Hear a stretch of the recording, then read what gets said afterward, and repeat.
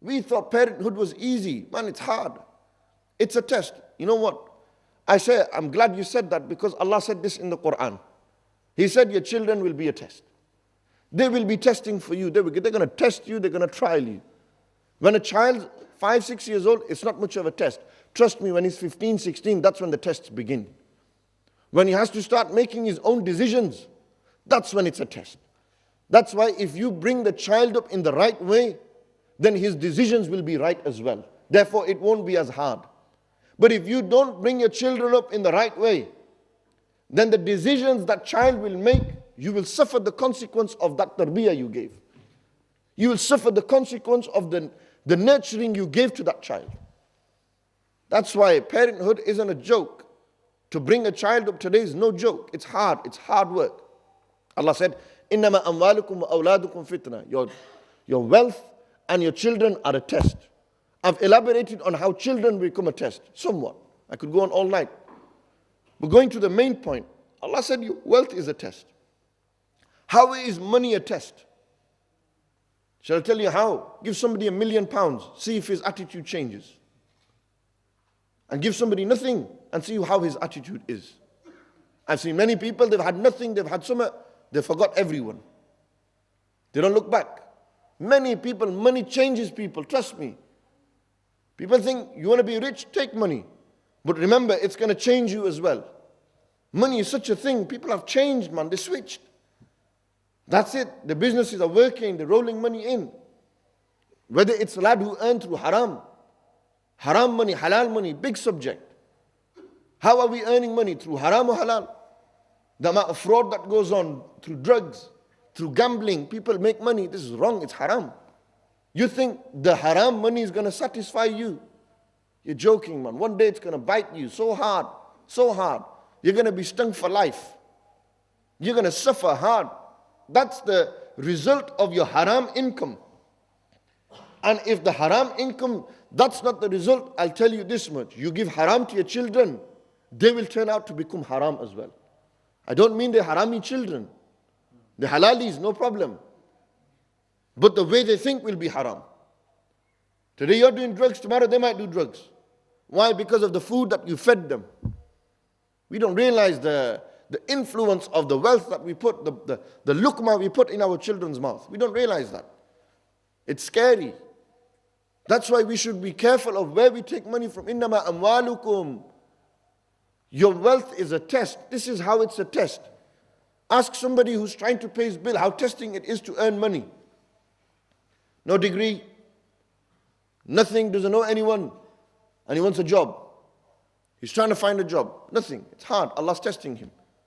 He's resorted to gambling. He's resorted to drugs. He's resorted to getting involved in some sort of scam or fraud, which he thinks, okay, it's going to alleviate my problems. For how long though? One day it will catch up, trust me. One day it's going to come and hit you so hard, you will not believe it. This is why Allah said in the Quran, your wealth is a test for you. And people who get greedy, Allah said in the Quran, الَّذِي جَمَعَ مَالًا وَعَدَّدَ يَحْسَبُ أَنَّ مَالَهُ أَخْلَدَ. الَّذِي جَمَعَ مَالًا وَعَدَّدَ. Those who jama', they gather their wealth together, وَعَدَّدَ, and they start counting it. Every penny and pound and £100, £10, counting. Why? يَحْسَبُ أَنَّ مَالَهُ أَخْلَدَ. They think their money is going to make them live forever. That's got to be the biggest fallacy and lie. That's the biggest false notion that somebody can have, that you think that your money is going to give you eternity. And trust me, I know people who have money and they think they live forever. They live life like they're there forever. That's how they live life. Honestly, it's shocking. You think one day you're going to die, what's going to happen to that? The jadat that you have, the money, it's going to go one day, man. It's not yours. It's not yours, trust me. One day it's going to leave you. Then what? Is your money going to go into your grave? The Prophet ﷺ said, 3 things will follow you into your grave. Follow you to your grave. 2 will return back, 1 will go inside. The Prophet ﷺ said, your money, it's going to follow you. Secondly, the Prophet ﷺ said, your children are going to follow you. Thirdly, your actions are going to follow you. Your money and your children are going to leave you back. They're going to leave you there inside that grave. And the rest of it, what's going to happen to the final one? Your actions, they're going to go inside with you. The Prophet told us, money is not going to stay there, and neither is your children. And what did Allah say in the Quran? Children and wealth, it's a test. And the same two things that are a test for you, they go to you they go towards your grave, but they don't go inside your grave. Amazing. The link between the hadith and the verse of the Quran. The link between the two. And what's going to follow you into your grave? What's only your deeds. The good you earned with your hands. The good you earned, the good you did or the bad you did. That's all that's going to follow you in. الَّذِي جَمَعَ مَالًا وَعَدَّدَ. Those who gather their wealth together and start counting it. يَحْسَبُ أَنَّ مَالَهُ أَخْلَدَ. Allah said they think the money is going to take them, make them live forever. Money can't give you eternity. Money is just a commodity. Money is there as a means. It's a wasila to get through life. It is not the purpose of life. It's to help you in your purpose of life. In the purpose of your life, that's what money is there for. We need to take money like that. The Prophet ﷺ then said, Allah subhanahu wa ta'ala in another verse of the Quran said, وَتُحِبُّونَ الْمَالَ حُبًّا جَمًّا. And they love their money so much. Allah talks in the Quran, وَتُحِبُّونَ الْمَالَ حُبًّا جَمًّا. They love their money so much. What's that money going to do for them? They're so deeply in love with money. More money, more problems. If you want to be rich, no problem. But know how to control that. If you don't know how to control money, it's going to destroy you. The Prophet ﷺ said, I do not fear that my ummah will commit shirk. I don't fear that my ummah will commit shirk. My ummah is not going to become mushriks. So clear-cut hadith. My ummah will not commit shirk. What do I fear? I fear, instead of my ummah not committing shirk, instead of this, I fear tanafasu fil mal. They're going to argue and fight over money. They're going to fight each other over money. That's what's happening. That's what we find today. People are fighting over land, it's money. It's to do with money. Business, money. Loans, money. Money. Money is the root of a lot of problems. Money is becoming the root of a lot of problems in our homes. Whether it's between brothers, whether it's between families, parents, children. It's a huge issue. With having money comes responsibility. Not that you be irresponsible with that money. Look, Allah Ta'ala has given so much money to non-Muslims. Mayweather, Pacquiao. These guys have got so much money. Unbelievable. Footballers, Beckham. So much money. They've got more money than sense. That's how much money they have. They turn their bed covers and they find money everywhere. Literally, they've got so much money. That's because Allah Ta'ala has given everything to them here.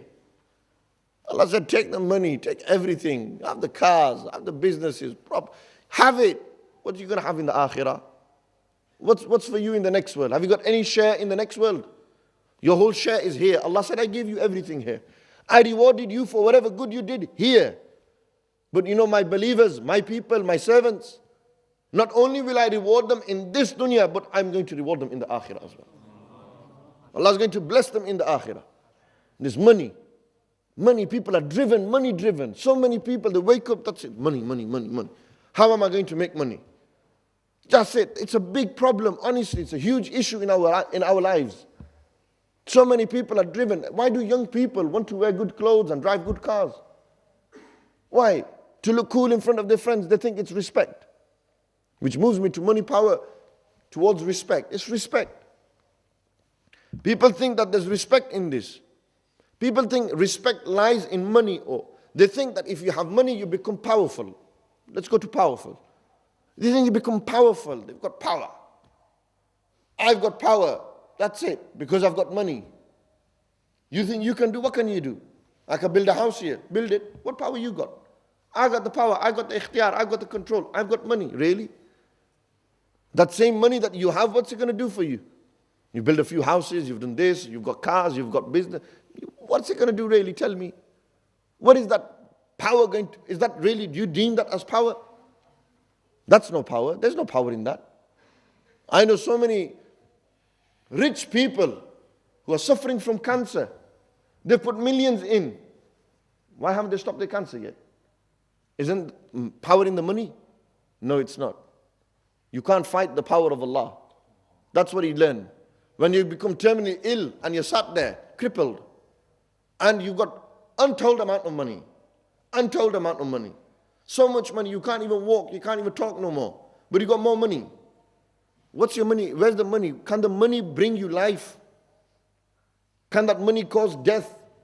Can the money cure you? It can't. Can you go into the supermarket and find on a shelf happiness and buy it? You can't buy happiness off a shelf. You can buy Cocoa Pops, you can buy Rice Krispies, you can buy chicken, you can buy whatever you want. It's all there in Minimart or wherever.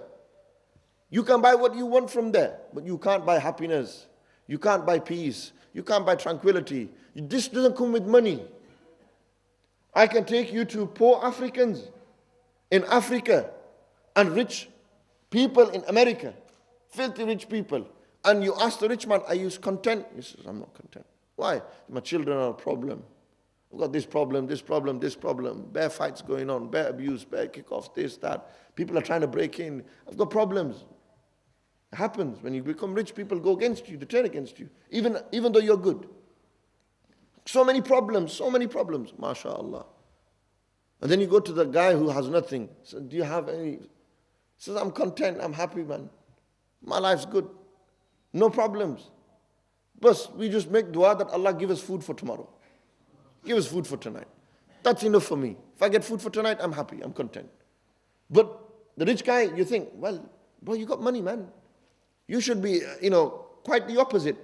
That's not the case, though. He's quite the opposite. Actually, he is the opposite. The opposite is what? He's got nothing left.